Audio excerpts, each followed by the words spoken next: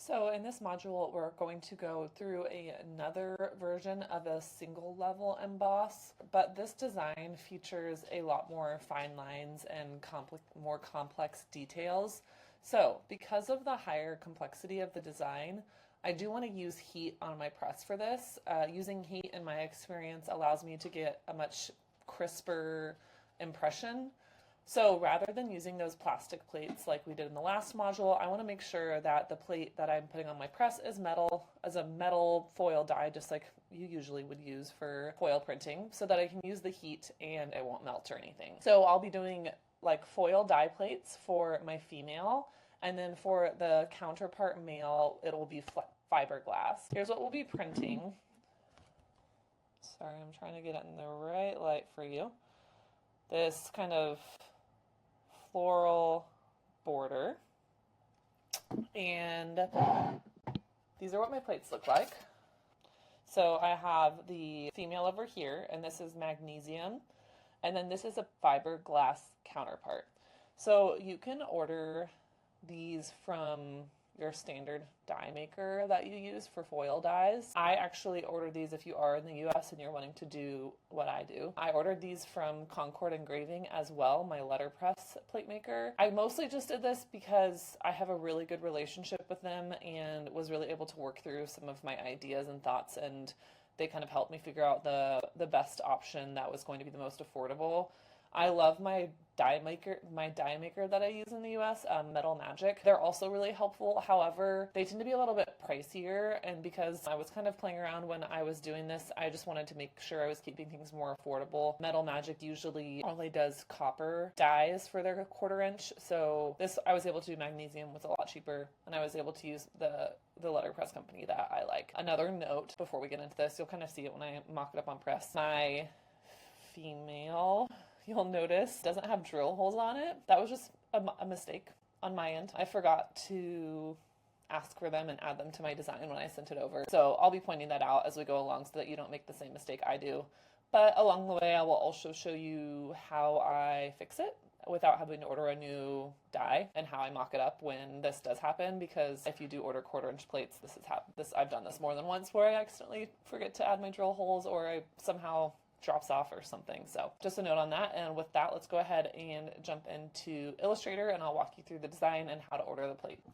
Okay, so I've gone ahead and pulled up my design just so you guys can kind of see what this looks like in Illustrator before I send my file over. So I have this floral border around that I drew in Adobe Fresco. You can also use Affinity or even literally hand draw something and scan it in and vectorize it.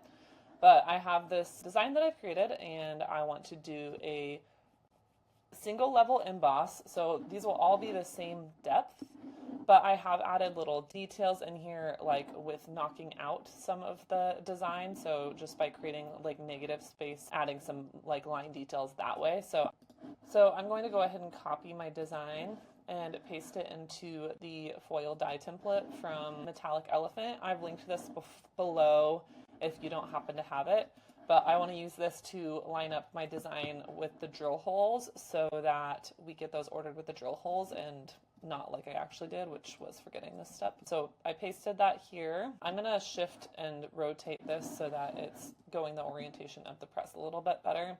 Line it up and grab some drill holes. I'm going to do these two,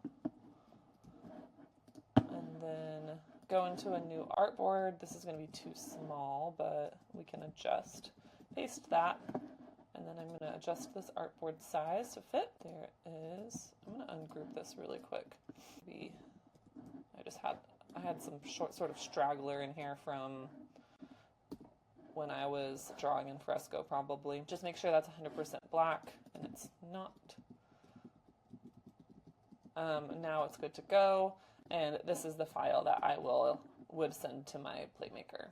And then for what you're going to like request from your plate maker or die maker, I've pasted that below with the specifics, but just to go over it again, you're going to be asking for embossing plates, which tells them that they need to make the male and female counterparts. The female would be a 1/4 inch magnesium plate with drill holes. You can also do copper plates if that's your preference, but it's more expensive. And then the male will be fiberglass counterpart. Again, ask for their recommendation on the amount of stroke to add for the female. And another little note is that with a really large design like this, you can always, again, just order like a little corner first and something a little more cheaper, more affordable to test and make sure everything looks good before you go in with the whole full investment. I did do that with this design. I just did both. I did a corner, but both letterpress plates like we did in the last module just to test out my stroke weight. And then once I did that, I went full in with the magnesium plate once I knew that the stroke looked good and everything. So you can absolutely do that. It's a lot cheaper and kind of makes it more safe that your print's going to work out. And I will also write down the price that I paid for this below just so you have a reference for that, but it's kind of in the middle. It's not as crazy as 3D embossing plates, but not as cheap as just getting two letter. So again, if you order your die correctly and just don't forget like I did, you would just screw this onto your chase with your drill holes. Because I forgot to do that, I'm using double-sided tape here. If I was printing a very long print run, I would probably use super glue. Super glue works incredibly for this. It'll keep it in place and from moving very, very well. However, almost too well. It can be really hard to get off, and sometimes you will have to like soak your chase / bed here in like acetone to get the super glue to melt down if it's like too stuck. But if you ever do have to do that, just a few tips. Only use a couple little dabs of super glue. A little bit goes a long way. And make sure to remove your plate when it's hot. Don't wait for it to cool down. Just print, it'll stay in place. And then while the plate is really hot, just slide like a palette knife, anything thin that can fit. A lot of times I try to line my die over a drill hole so I can fit something under there and kind of pry it off. And pry off your plate. And it should come off actually pretty well. And then any residue you can like soak with a little cotton ball and some acetone to get off your chase. But because I'm just demoing this and I don't want to have to go through all that trouble, I'm just using double-sided tape, and I'm just being slightly excessive about it by using a bunch of double-sided tape like I'm showing here. And this should hold until for me to, show you guys how this works and not have to put super glue on my press right now. Okay, so I'm gonna go ahead and stick this on my press.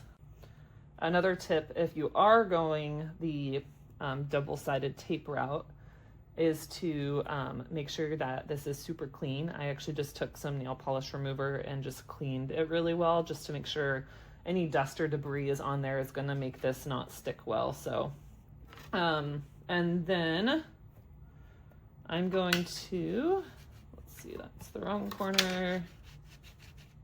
There we go. Just like we did before, just kind of move it around until you feel it lock into place. And then again, very different ways you could go about this.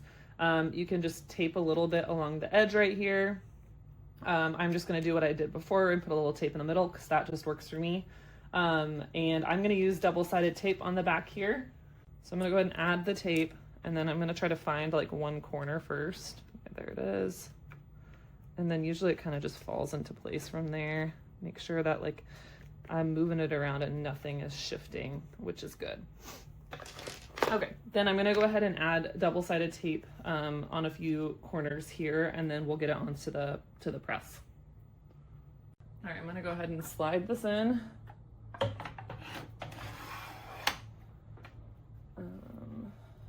Kind of feel it again, make sure nothing moved.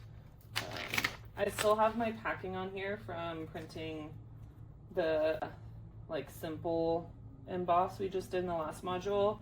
I'm just going to keep it on because I think it's nice to have the flexibility to play with that if I want to. I am going to reset my impression screws again because adding in this quarter inch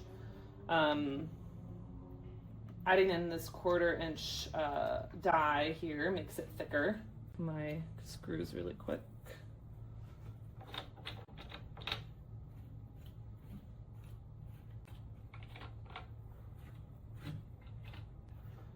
Hopefully that's enough. Let's go ahead and I didn't move them enough. Try to loosen these in action really quick. I can just feel it's too tight. There we go. And this should be fine here. Just, there we go. Okay. The biggest thing here is make sure the middle's kind of tight when you're just trying to get the plate to transfer, just to make sure that it's applying the pressure on the plate so that we can make sure it sticks really well. I've gone ahead and just grabbed this quick ruler because I'm just going to make sure that I grab that. Let's see if I can move this out of the way, whatever. I just want to make sure I can grab the plate here as it comes off, just in case it sticks, and it didn't, so we're good. Perfect. Okay, so now I'm going to go ahead and turn on the press and get it heated up. And I'm going to turn it up to, I'm going to keep it where it's at, which is 290 degrees Fahrenheit. I think, honestly, anything between 250 and 300 with this works in my experience. So we'll go ahead and let that get heated up now and come back in a minute. I think we're in a good enough place. I'm going to go ahead and show you where we're at. I did go ahead and reset my impression screws, made sure that those were all even. And again, if you need a refresher on that, Metallic Elephant has a video on their YouTube. This design extends, I'll show you really quick the final.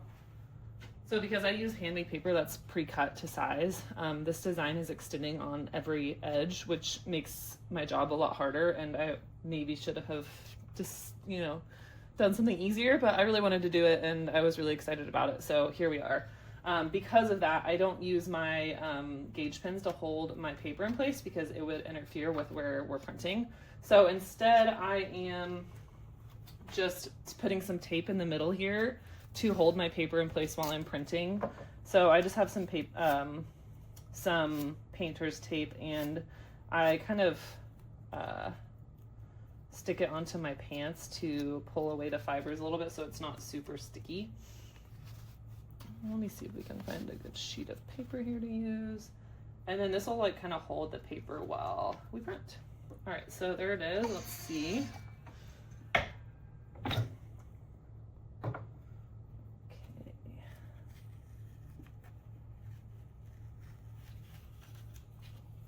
I'm gonna just pull that tape off.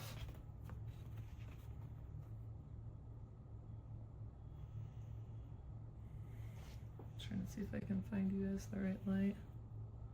Okay, I did a quick angle change so that you guys could see this in the lighting better.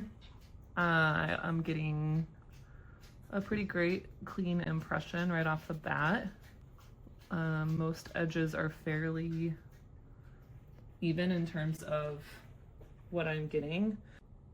I could maybe tighten my impression screws just a little bit. I could just tell from when I pulled the print that I had a little give still. But other than that, I think we're pretty good. Okay, I just went ahead and tightened the impression screws a little bit on each side just to see.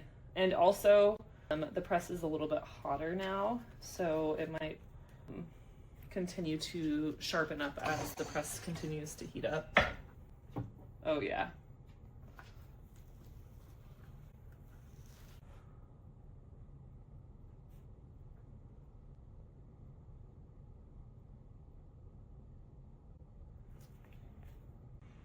This is not a great example, but sometimes, because you can see my make ready on the back, but you can also like see how well you're aligned. Sometimes by looking at the back, you can see if for some reason your male and female plates are not like perfectly aligned to get together. A lot of times when you look at the back impression, you'll be able to like see that really well, but you can actually see the opposite here. You can see that they're aligned really well because they're like kind of perfectly looking along the edge here. I'll pull one more print on like a clean sheet of paper so that you can see it a little better. But yeah, again, you can continue to play with things if you want. I think this is looking really good. If you wanted to try adding packing, you could, or if one side wasn't printing as well as the other, you could tighten just one side. But as long as your plates are aligned and you've turned on your heat and you're using the right paper for your project, it should run pretty seamlessly. Okay.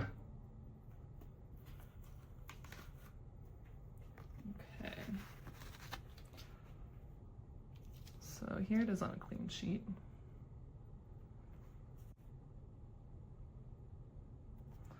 Let's look at the back. Just kind of trying to show you up close all 4 edges. So yeah, how cool is that? And that is just simple single level embossing, even though like you get some really lovely details and effects here. Again, here's my final. I did it with letterpress text and the emboss border.